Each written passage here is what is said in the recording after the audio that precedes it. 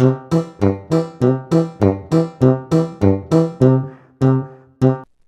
ఒక అందమైన ఉదయం.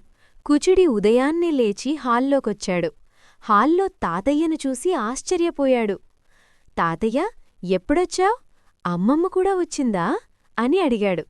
లేదు నాన్నా, నాకు పని ఉంది కాబట్టి ఒక్కడ్నే వచ్చాను అని తాతయ్య అన్నారు.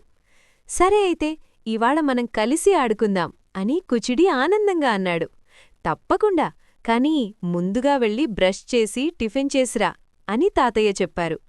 కుచిడి చకచకా ఫ్రెష్ అయ్యి తాతయ్య దగ్గరికొచ్చాడు. తాతయ్య నవ్వుతూ, ఇంట్లో ఆడటానికి బదులు మనం సరదాగా ఒక మంచి పని చేద్దాం, టెర్రెస్కి వెళ్ళి తోట పని చేద్దాం అన్నారు.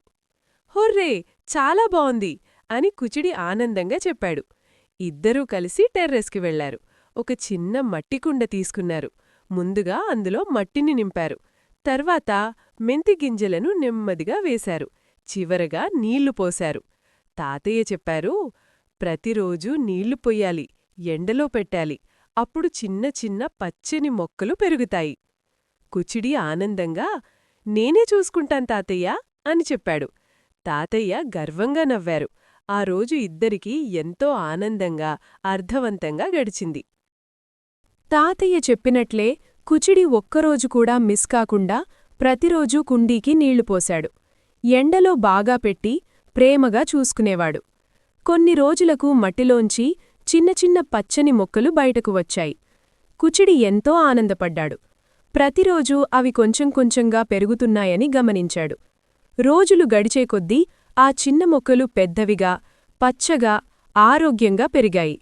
చివరకు మెంతి మొక్కలు పూర్తిగా పెరిగి అందమైన ఆకులతో నిండిపోయాయి. కుచిడి చాలా ఉత్సాహంగా అమ్మని పిలిచాడు.